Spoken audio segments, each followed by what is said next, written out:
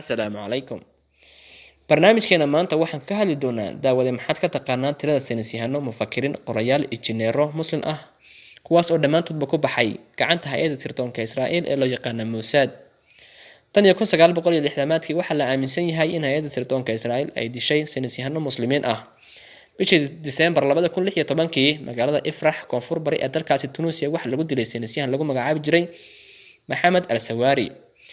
kooxda Xamaas ee dalkaasi Falastiin waxa ay ku eedeysay dilkaasi saynisyahanka hay-adda sirdoonka ee Mossad. Kooxdu waxay sheegtay in saynisyahanku kala shaqeynayay diyaarada loo yaqaano droniska sameyntooda. 1967 Mossad waxay dishay saynisyahan arrimaha nukliyeerka ku takhasusay oo u dhashay dalka Masar kaas oo lagu magacaabi jiray Samir Nubayr. Sidoo kale sirdoonka Yuhuudda waxay dileen Samira Muse oo ay ku dileen shil gaari oo ka dhacay dalkaasi Mareykanka. Samira Muse waxaa la sheegay inay dooneysay inay soo duusho dalkeeda hooyo kaas oo ay dooneysay aqoonta xagga tiknoolajiyadda shucaaca nukliyeerka ay uga faa'iideyso dalkeeda hooyo ee Masar. Shil gaari oo ka dhacay dalkaasi Mareykanka ayaa lagu khaarijiyay. Taariikhdu markay 1980 saynisyahan kale oo u dhashay dalkaasi Masar ayaa lagu dilay hotel uu ka deganaa magaalada Paris ee dalkaasi Faransiiska.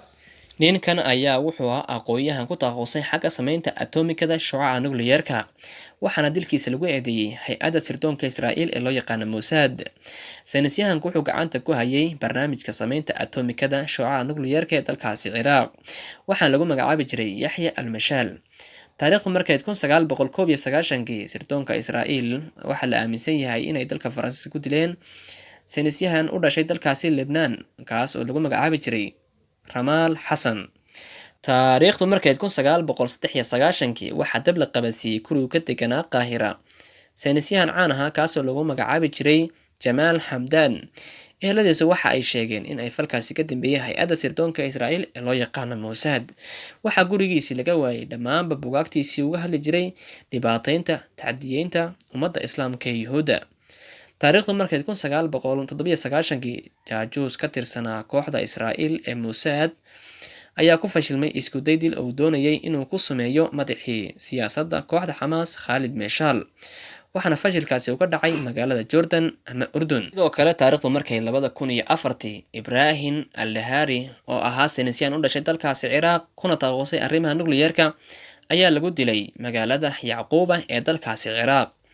Taariikhdu markay 2010 waxaa sirdoonka Israa'iil ay ku dileen magaalada Tehraan ee caasimadda dalka Iiraan saynisyahan lagu magacaabi jiray Mascuud Cali Maxamedi.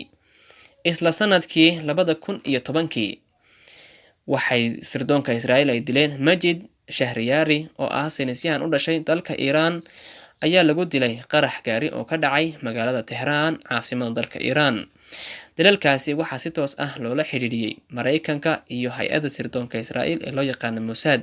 Haddaba labadan dowladood kamay jawaabin eedeynta loo soo jeediyay. Taariikhdu markay 2010 sirdoonka Israa'iil waxay dalka Qatar ku dileen Maxamuud Malxuux kaas oo ahaa taliye sare oo ka tirsan taliska ciidanka kooxda Xamaas.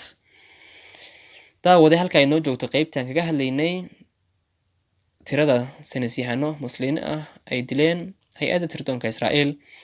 daawade hadduu ku cajabiyey muuqaalkan fadlan subscribe like noo saar xagga hoosena comment noo soo dhig mahadsanid daawade.